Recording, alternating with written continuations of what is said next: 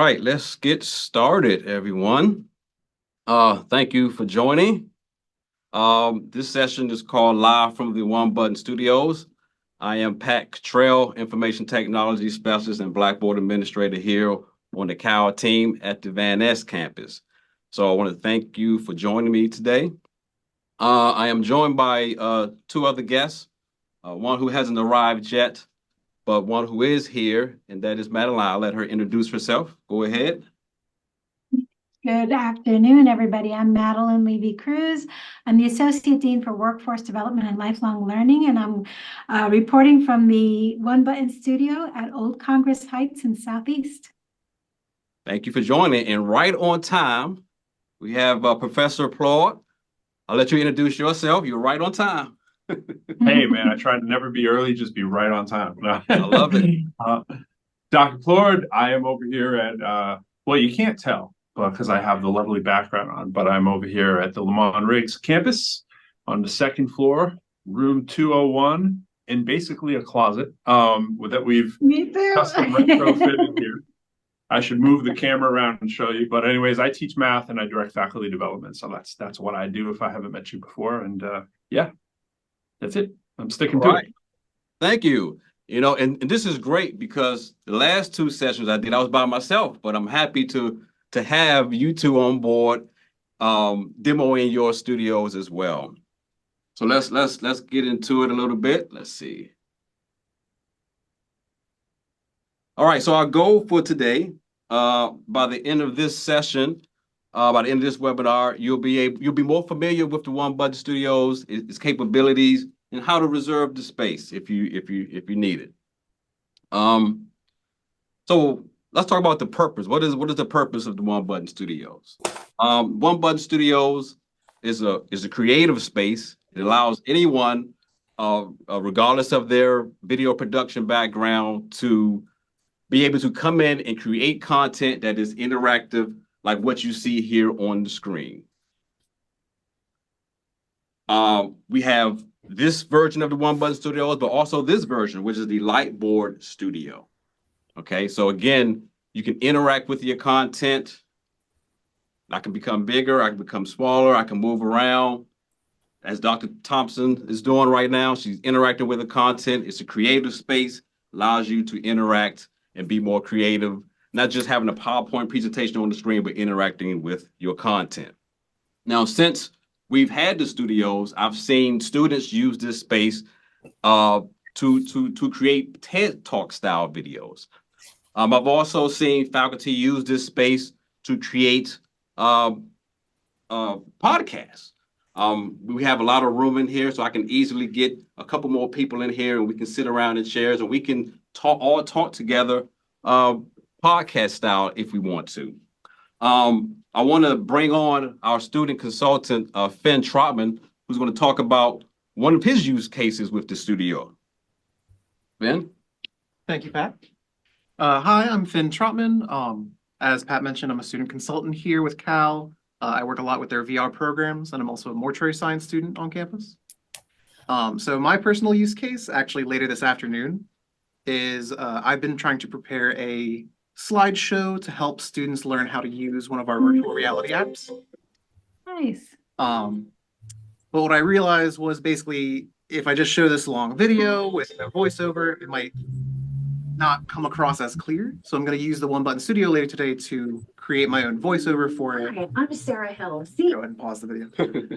But when I can put my own voiceover on it, then it's going to become a lot more clear. I can say which buttons it is, and it's a lot more easy to access for the students once they see it.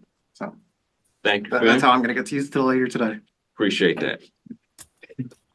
So again, the studio has definitely grown since its launch, and I'm very happy about that. Do we have any questions? Anyone from the audience have any questions about what I've discussed so far? Anybody? Okay. So let's talk about the history of the studio. So when I first started here, this is what I was presented with. And Fatma, this is similar to what it wasn't this it wasn't this messy. It was neat, but Fatma said, "Hey Pat, thank you for, we're glad you're here. We have a project for you, and this is what it is. And I mean, you know, I was happy to dive right in and get things set up so I can learn more about the studio. And that's how it started. And this is what it looks like now. So on this side here, we have the one button studio, and then on the right side, we have the light board studio. So this is where that's where we started. Here's where we are right now. So it's definitely grown a lot since then. Um, let's talk. Oh, this is what it looks like on the outside. So if someone wants to reserve the studio, we keep it locked. We have to keep it locked. But if someone approaches the studio and they want to reserve the studio, all they have to do is scan that QR code, and it will allow them to book a training, or book the studio just in general. Um, so let's talk about updates. So since its launch, the studio has been updated, and I created a short video here to talk about some of the improvements that have been made. So I'm going to share that with you right now.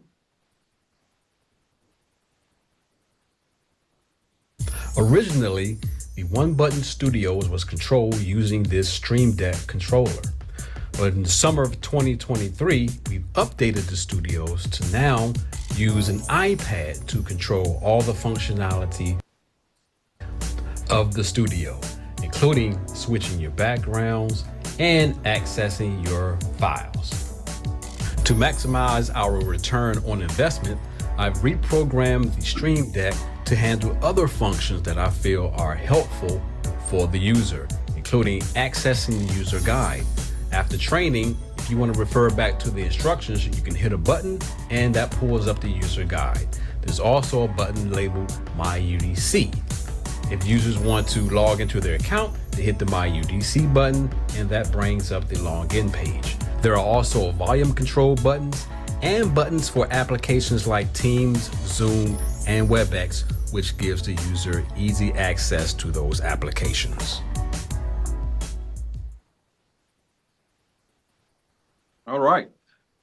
So I am big on getting a good return on our investment. So the Stream Deck controller is still of use to us, and that's just another way that I decided to use it going forward until it's proven obsolete. Anything you want to add? Any questions from the audience? Okay. So if someone wants to, if they're on the Van Ness campus and they want to, again, they want to reserve this space here, scan that QR code and it will allow you to reserve space for training or just booking the studio using Calendly. And now I'm going to turn it over to the Congress Heights location. Okay, so we've had the One Button Studios at Congress Heights for about 6-7 months now, and really excited about the functionality of the studio and the different things that you can do with it. And so I'd like to share two things that I've done recently with the studio, and one of them was actually create a training video for my staff on how to use Navigate. Old Congress Heights, which is where Workforce Development and Lifelong Learning is housed, recently integrated into the banner system with the rest of the university.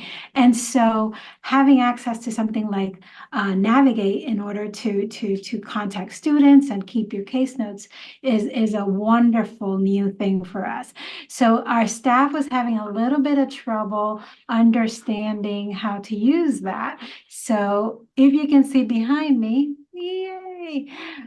This is actually a video I recorded in the One Studio, and I'll play a little bit of it. Let me minimize myself. There we go. And you can see the recording, and then I can just play it.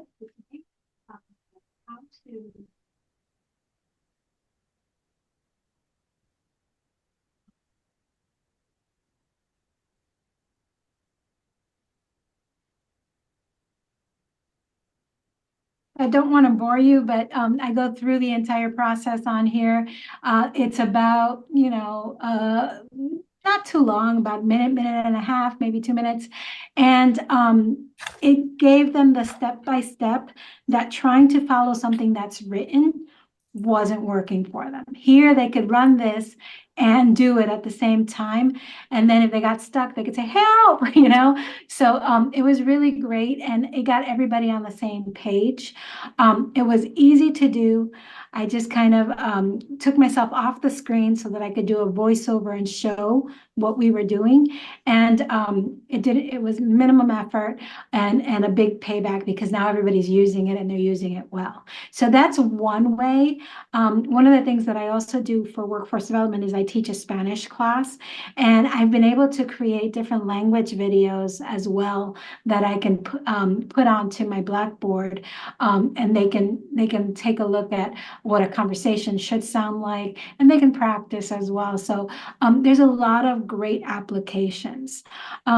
Another thing that I've done, and I'll get rid of this, is actually done live presentations like we're doing right now. So if I have to give a presentation about who we are, I can invite a bunch of folks to join a Teams meeting and have this going on, and they can see as I'm talking, this will run in the background. I can do it where I run it myself and click slide to slide, but it gives a really great opportunity for it to be dynamic, where it's not just me talking, a talking head. I can stop and I can talk a little bit more about different things, ask questions, actually make it very interactive for anybody who's interested in knowing who we are and what we do. So far, those are the two areas where we've really focused in. My goal is to have our instructors really take this into their bosoms and really start using the studios for their classes, maybe doing some hybrid where their students can be in the studio and some can be at home, and they can do multiple teaching at the same time. It's a great, easy to use system, and I think we haven't maximized use yet, but I'm hoping presentations like this will get everybody excited about it. Any questions for me?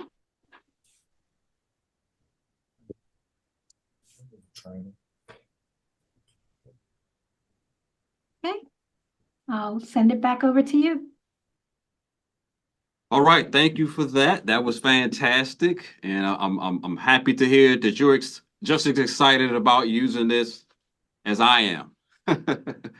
uh, so I'm turning over to the Lamont Riggs campus for Dr. Plord, if you want to present.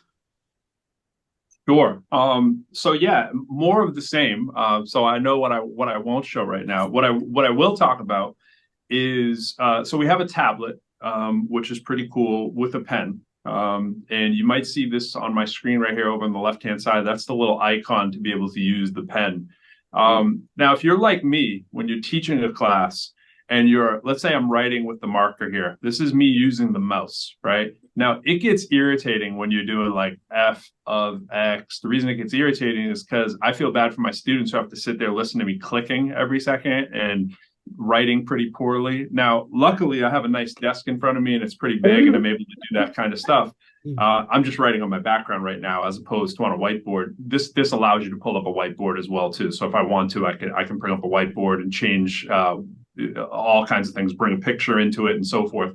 So there's my whiteboard with just a click, right? And now I have a marker and I can go over here and write, and that's a lot more proficient and quickly. I can write something that would take me a lot longer than with a mouse. So I love that feature. And I guess what I'm selling is if you're a faculty member, this is a great way to teach anything that has a lot of writing in it, whether it's a math class or even if you're annotating. We do a lot of stuff with some apps out there that allow us to do that as well. And, just annotating on a screen while having a paper up is a real nice look. And just think about it from your student's perspective. And much like at Congress Heights, we can switch, on the same way. Sorry, I got my speakers on that.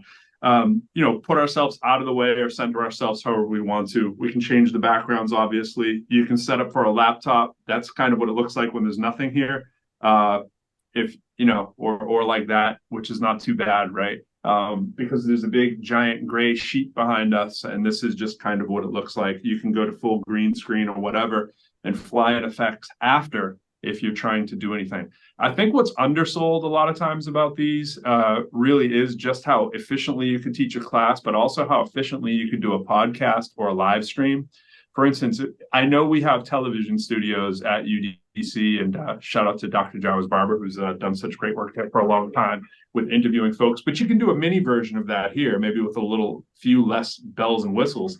I could clearly sit here and interview somebody next to me. And I think it's a super way for students to be interactive, for faculty to be interactive, and still do all the bells and whistles. It looks like a full weather report, right? We can bring in anything we want and fly it all up there, whether it's video or whether it's writing on the whiteboard. So it's sky's the limit in terms of your creativity. But just remember, hey, if I wanted to do a podcast, this might be a great place to actually do one. Here's the negatives. The negative of a one-button studio is, well, first of all, we have to have a physical place to put it in. This is not the ideal spot, right? We're in a concrete lab, and there are a bunch of soundboards on the wall that are helping make this a little bit better. I'm a rapper. I wouldn't use this as a recording booth, right? Because it's bouncing off. So it's not going to give you the pristine high quality if you were trying to do like voiceovers for a Disney movie or something like that. But there's nothing stopping you if you really wanted to bring in an external mic. You could actually do that.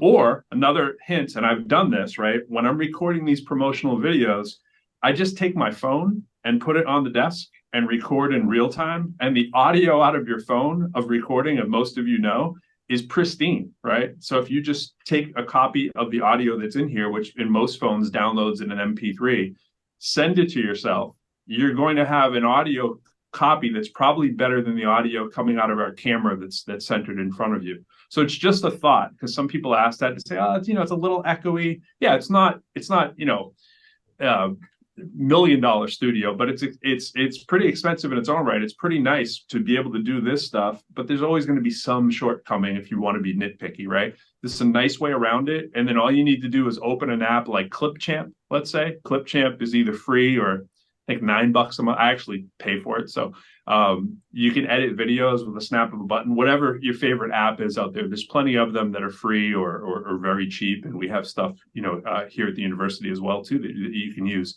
But wherever you're saving your info, whether it's Google Docs, OneNote, wherever you're doing your stuff, just upload the files there. Sure, it lets us save the file right here on a disk, right? But at the same time, I'm saying you have an audio file here, upload that. Now you have a better audio quality file, and you can just run them at the same time, right? So it's pretty easy to do. Or if you even want to go a lower budget way, right? And you're just like, oh, I wish the audio was a little better.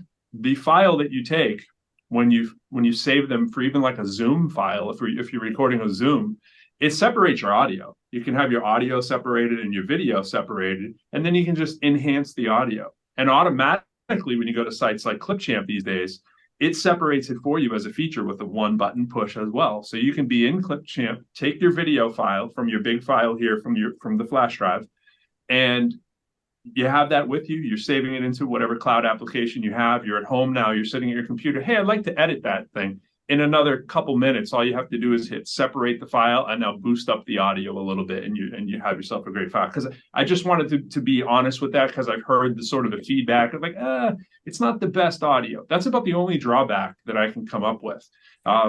I love it. I don't think it's utilized enough. So definitely trying to make the plea for people to come in and use it just to have your video stand out a little bit. Whether you're doing a marketing video for the university, a classroom video, a student project, just getting in touch with us to get in here is great. Dr. Saeed, Dean Saeed, actually, she has a lot of programs within her division. She has a key as well. I do as well. So really, it's just a matter of emailing one of us, and we'll get you in. It's not busy enough where we have to be like, oh gosh, let me stop the onslaught. I might have about 4 people in it for a week that I'm just navigating around myself in here as well. So it's pretty underutilized, and we'd like to see more utilization, which is one of the reasons that we're here. The people that know about it, and they can't get enough of it. Some people are bringing their classes in, letting their students come in as well. It's a little tricky because where we are housed here, we're inside 201, which is our Cisco laboratory. And so there's a classroom outside of the door that we're in, but it's pretty quiet. I'm talking right now. They're way at the front of the other room. We're at the back end of the room. So it's pretty good, but you have to come through with a key card to get you swiped into the room if they're not in for a class. And then there's a key lock on the door that we both have. So it's not something you can just drop on in on. We kind of have to know you're coming, and that's why, similar to what you guys are doing, Patrick, up there, we'd be happy to work it out through whether it's a scan or an appointment or an email or anything like that. And I'll put my email again in there. But that's about it. If there's more that I can answer about it, happy to show you. But those are some of the great usages. Yeah. Peter, you bring up some good points here, especially when you talk about the audio quality. The good thing about tools like Zoom and WebEx and Teams, they have these filters built inside.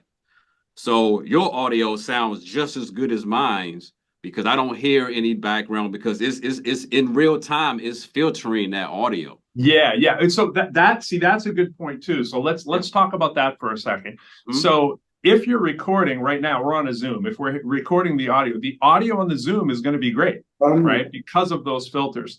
The audio that's on the disc for a one button is not doing that, at least currently, right? So the audio does sound a little bit different if you're recording to here as opposed to going through one of the third parties that you guys are speaking to. So there is that issue, and that's what I think it is. And so that's a great workaround or a hack, if you will. You could also record your stuff here. You could also record it onto a Zoom and barely of a step down on the video in terms, right? So you could actually do both at the same time. You can record here and be recording to well, not exactly at the same time. It depends how you work it. So there's a couple things. You can't really have two sources going to two different outputs. But what I mean is you can be recording on the Zoom here, which is certainly recording me, and there's that audio, and I can be recording over here too. So there's that. Yep. And does someone have a question? Anyone want to ask a question? No. And let me just take you all. Let me just remove the pen here. Something else you brought up too, Peter, was Clipchamp, which is a Microsoft. It's a free Microsoft tool for video editing. I think they just released it. But in addition to that, at the university, we have access to the Adobe suite. Absolutely. So if anyone wants, highly recommended as well. What's that?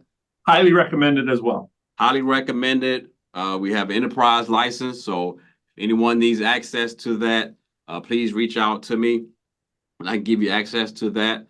We also have Adobe Stock that you can have access to. Just please reach out to me, and I'm more than happy to give you access. The suite has tools that will help you sort of edit your video, craft your video. You can also edit the audio, things of that nature. And we've done webinars on some of those tools as well.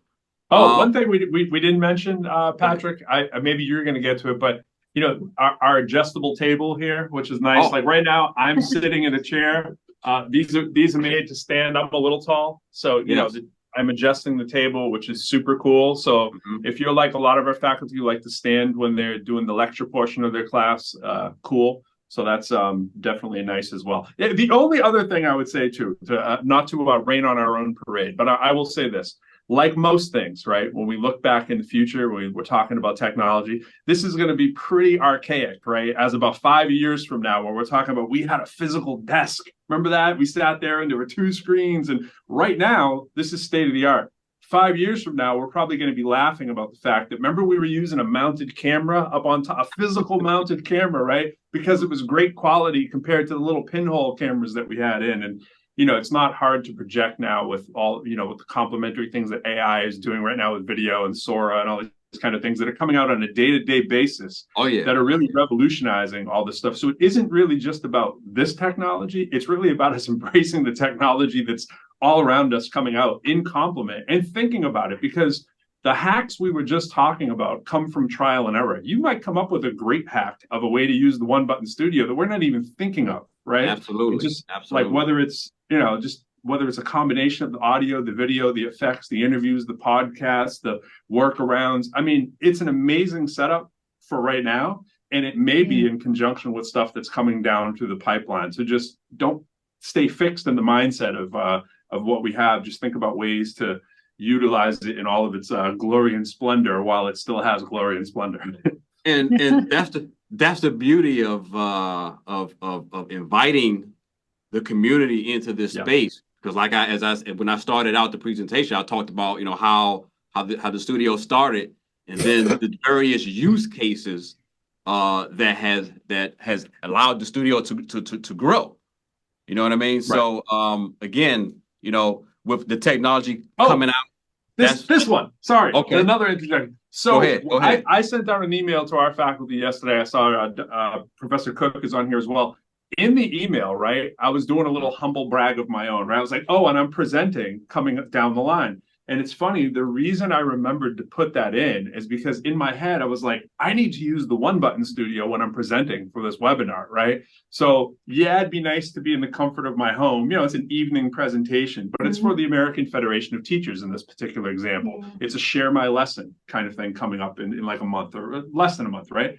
And I'm thinking, I don't want to be home in my bedroom doing this stuff in my little office. I want to be in this studio because this has all the cool stuff, right? So it's just to remember, if you're presenting, right, on behalf of the university or something, how easy is it to put the signage behind you, have this kind of stuff, and do your academic presentations as well? It's certainly a step up. And I've been on a lot of calls already where I've been using this, and we didn't even know at first if using Zoom was going to be efficient in here. We're on Zoom right now, right? So imagine, you're in this and other people are in their thing and they get their little background up and you're like shrinking yourself and drawing on the screen. People are like, oh, who's doing that? Where are they at? Right? It's just a definite nice way to stand out as well. So I just wanted to throw that out there too. Agreed. It makes such a big difference. Yeah. Really polishes it up. Absolutely. Thank you for that. Peter, Julian King, did you want to speak on use cases? Anything you want to share? Yeah, I'll share really quickly. I gotta head to another meeting, but I think and a great way for faculty to introduce themselves to their students. These introductions are really important when we talk about faculty that teach a lot of online and hybrid classes. When you're not getting a chance to interact with your students in an everyday capacity or every week capacity. So especially when our course design, when faculty are creating these introductions, the One Button Studio is a great way to introduce yourself, but also get introduced to the technology. A very low stakes way of using that technology of creating an introduction, a fun, immersive introduction for your students, something that's dynamic, where your students kind of get to see a little bit more about you, whether you're presenting a presentation that kind of has some pictures and some highlights about yourself. But that's just a great way to get started. I think sometimes when we talk about the lecture and the webinar, and those are great aspects as you're building that bandwidth. But if you just want what's an easy way to get started, start with the introduction. Add that introduction to your class and notice how students kind of resonate with that, and then be able to kind of expand on that use. Absolutely. Thank you, Julian. Thank you, Julian. I appreciate that. And Julian, I know you have to run off to another meeting, but can you talk a little bit about how the Violence Prevention Community Awareness Program, when they were using this studio, how they used it? Absolutely. So the violence prevention, they used it so that each student got a chance to kind of share their reflection about the course, about how their experience with the course, what they've gained out of the course, how they're going to use that knowledge moving forward in different capacities for the different organizations that they work with. And it's great in that respect as well as a reflective piece where students kind of get to create that video reflection. I know in my discovery technology class, the IGED 250s, my students are going to be doing a video reflection using the One Button Studio because I want them to get used to using the technology that we have here on campus, but also it's a lot of their first time knowing that we have it here. And because our students are in this age of multimedia where all of them or a good portion of them want to be on podcasts and want to create their own videos. These are great tools to get them introduced to so that they can go out there and be global citizens and kind of create their impact in our communities. That's a great point, Julian. And when you talk about image, the studios is a great way of showing the community that, hey, we are on the cutting edge of technology. We do have technology here at UDC. So again, thank you for that, Julian. I appreciate that. No problem. Thank you. Professor Cook, did you want to speak You had a question? Yes. I know you talked about having the video if you have a hybrid class or if you have a asynchronous class. But what about if you just have a regular class? Why can't you can you have a welcome video? Yeah, You It's like can. you put in I welcome, absolutely. believe like, can you Madeline, I just have believe a you talked welcome about that. video? Can you speak on that, Madeline, a little bit? Sure, sure, absolutely. Yeah, Professor Cook, that's what it's for. And so at OCH, we have the two studios, the one that I'm in right now with the green screen in the back. And then in the other room, we have the glass in the front, and you can actually teach an entire class live. You can also record it, but you can teach an entire class live and right on the board, and they see you can do your slides, you can do all that kind of stuff, but you can also just record something for your class. But if you wanted to do, for example, a short video, a welcome for your class to put on your Blackboard, you can do it here. And you get all of this, right? And all the other aspects of it that you wouldn't get if you just kind of recorded yourself, right? Okay. And then, as I said, you can even teach a live class. You can do a synchronous class with whether it's on Teams or wherever you have it, and do it from the one studio, the one button studio, and have that interaction happening. So it's fairly flexible, and it has a lot of uses. Question. Yeah. Is there any way to take say if you have a PDF, say 5 or 6 pages, or even 10 pages, is there any way to take your PDF and convert it to PowerPoint slides without a whole lot of work?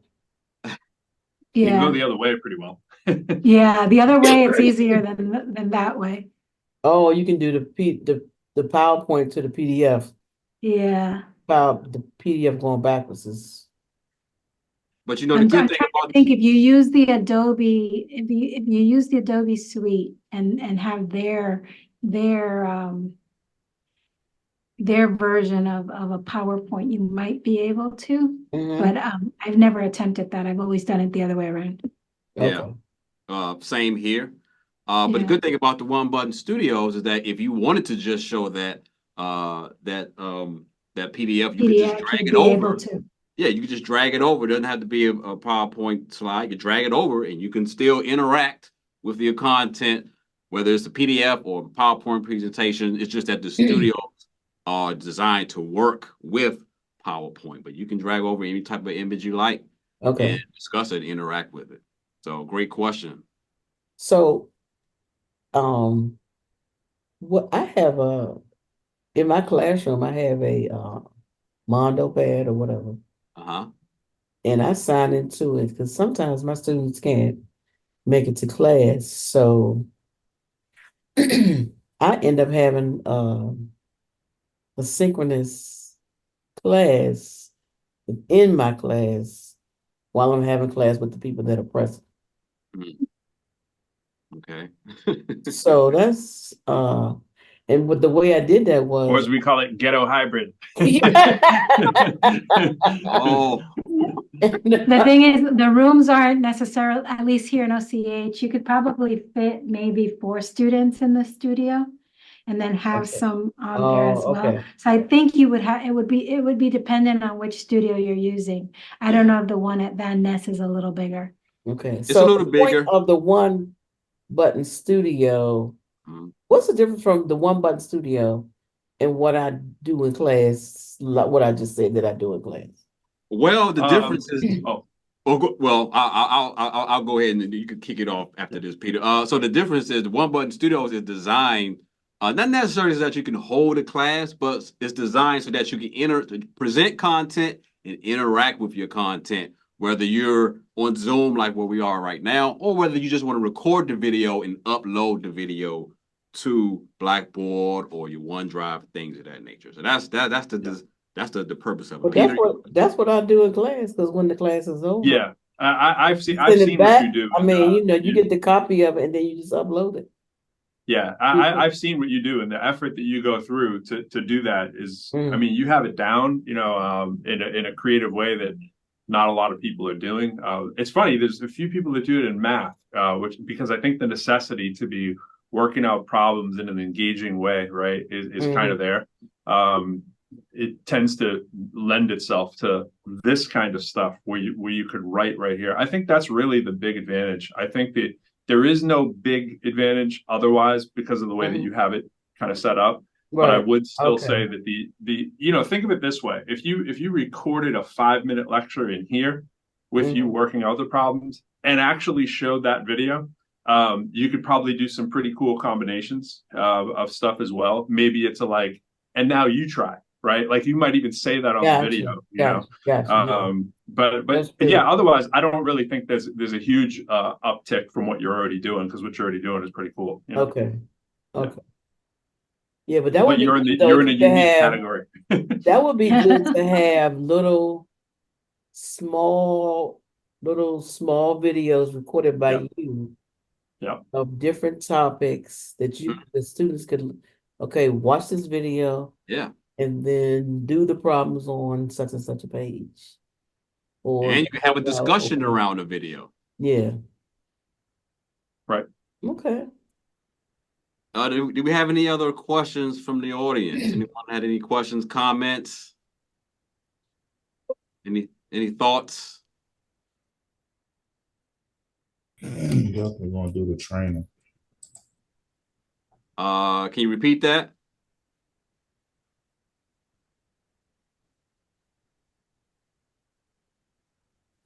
Whoever said that, can you say it a little bit louder? Okay. Tashawn, was that you? Could you say it a little bit louder? Yep, but didn't quite hear you. Was it you? I like being able to do that though. Was it you? Can y'all hear me? Yes. So I said I'm definitely going to get with AD at OCH and try to incorporate that into the construction pathway. I got a couple of ideas. I want to get started on a little training, get the playing around with it, and get comfortable with it myself. Awesome. And you're Congress Heights? Yes, sir. I'm okay. I'm the construction pathway director here at OCH. Oh, okay. Nice to meet you. Thank you for joining. We have any other questions or comments before we wrap this? Why not have one button in every classroom? Right. Right. Yeah. Just make it easy, right? No, that's all you need. I like that. I would say this. Yeah. My own closing comment. I've been talking forever. This is I don't know if it's highly out of character, but it's definitely it's happening. When I was researching these, with the help from you guys, especially Fatma, with all of the due diligence, I was coming up with you, Patrick, to see how you laid it out and whatever. I love that you guys were using the glass screen, right? And the glass screen was really cool. Because there's a lot of videos out there that are using the glass screen and they're doing it, and it's always cool. The students like, how are they doing that, writing backwards and all that, right? That's pretty cool, right?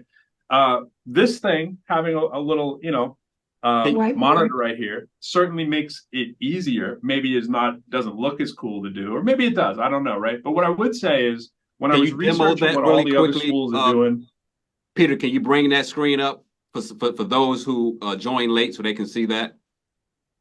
There you go. Well, I can't. It's kind of wired in, but it's just a screen. But do you mean you annotate on it? Yeah. What's can that? you annotate on it? The annotator, the white screen. Yeah, sure. So it's I have to turn it on first. Sorry. So yeah, we have a pen, and then you can write with the pen nicely. Because your penmanship's awful when you're writing with the mouse, right? We do it all the time. But so this is one of our nice features. But what I was saying is when I was looking at all the other one buttons that are out there, I'm only half kidding about them being in the rooms. What I would say is as we continue to explore maybe, I don't know, grant options for this kind of stuff, there are universities out there that have hella one button studios on campus, right? They got like 20. Like there's some really big universities that have 5 in their common area, right? Their library, right? They have in the learning commons or whatever they're going to call it. And they're just for students. And then they have one in every department, right? For faculty and so forth. So it's up to us, I guess, how creative we get, but it's also going to be based on the demand. So if people aren't using them, nobody's going to get them, right? It's the kind of thing. So Absolutely. if we show high usage, just think of the tech bump up that we get if we had a whole bunch of these around, whether they're student projects or, we're always complaining here about our marketing and about our communications. Since I've been here, we always talk about, hey, how come we don't have more? Make your own marketing, right? You can be doing your own marketing with this kind of level of stuff. You can make your own informational videos, post them on Instagram. Nothing stops you from making a video yourself and posting it on your personal Instagram. I know a lot of times we think, oh, we can't do that. You can do that, right? Post whatever you want, right? I mean, don't go, nuts. But if you wanted to post, hey, here's a math video here's a lesson that I gave to my students the other day. If you feel like posting your intellectual property and doing something, that's only more advertisement for us. Do it on a Wednesday when you're wearing UDC Pride. I mean, some of these kinds of things, can help to promote the idea as well, too. So I just think that if we had more of them, we'd be able to promote more as well. So I know I'm going off the rails, but let me stop there before I get myself in too much trouble. No. Thank you, Peter. Thank you for that. Yeah, please let's make use of these spaces. A lot went into getting these studios on campus. So we definitely want you to spread the word. Definitely want you to utilize this. Not just for its initial purpose, but other ways. Do we have any other comments or questions before we wrap this from the audience? There's a comment in the chat. Okay, let's see here. It's 3 of them. 3 of them, sorry.